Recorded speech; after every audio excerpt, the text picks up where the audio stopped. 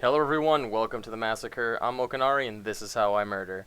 Today's video will focus on Lulu and her viability as a straight AP jungler.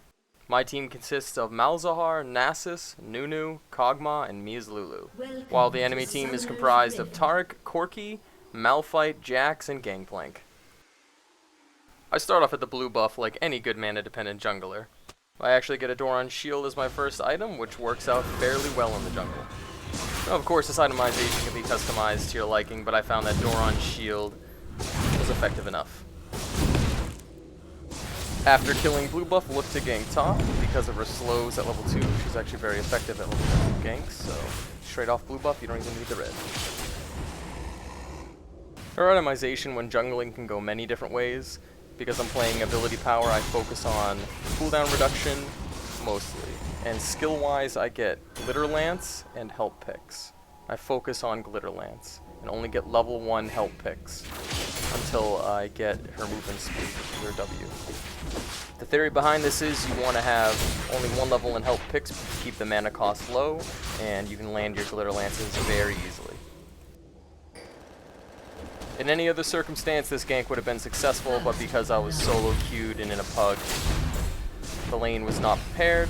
But you can see her effectiveness and her slow combined with that red buff and auto-attacking is quite formidable.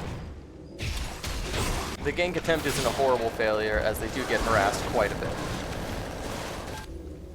Later in the game, I finally find my opportunity to gank top, and with the red buff in hand, I go in, and with Nasus' help, the combination of his slow and my auto attacks is just too much for him to handle. Even though he leaps over me, you just can't get away.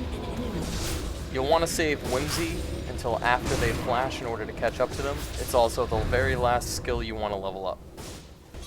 Due to her somewhat tanky nature in this build, it's actually easy to take over lanes, even though the people in them might outlevel you or you find yourself outnumbered.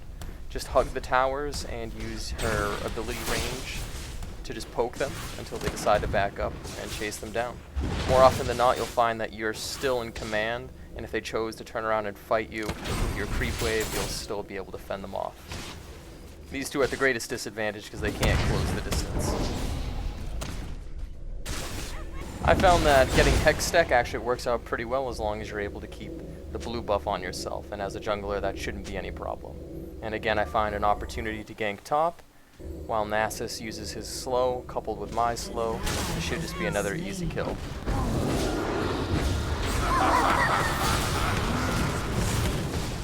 In this game, my team is actually having a considerable amount of difficulty in their lanes, and outside of my ganks, they really aren't able to pick up any momentum.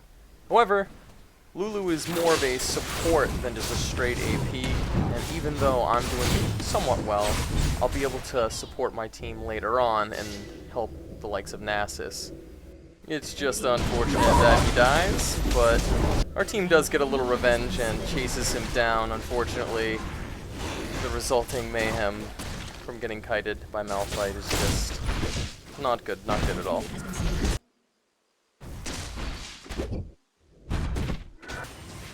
In this particular game, I chose to focus on CCing Malphite any chance I got to keep him from ulting my team. Lulu operates best in actually luring the enemy team into one-on-one conflicts. During this exchange, we actually catch their team out of balance and out of position, and I only try to focus on getting Gangplank out of position and kiting him around so he does the least amount of damage. Fortunately for my team, we have a substantial amount of AoE skills, so we win this fight fairly easily by just kiting them back and fighting them in our AoEs. After the team fight, I head to the bottom lane to finish off the tower, when their enemy jungle actually comes to fight me one-on-one. Malphite uses the majority of his cooldowns while fighting me, and luckily Lulu has her slow, and I'm able to kite him to my team, flash over the wall, and they get the cleanup kill. Fairly decent kiting job. You should never try to chase Lulu, just because she has such high mobility. Coupled with Glitter Lance, there's just very little chance of catching her. During the course of the game, we're actually able to shift the momentum and regain control. eventually we do take the lead and push them back into their base. In conclusion, AP Jungle Lulu is very effective. It just requires a bit more finesse with navigating an effective jungling path, and relies heavily on being able to gank and get those kills. She morphs seamlessly into her standard late game supporting role, with just a more emphasis on stacking ability power. So give it a try, the build is viable. Victory!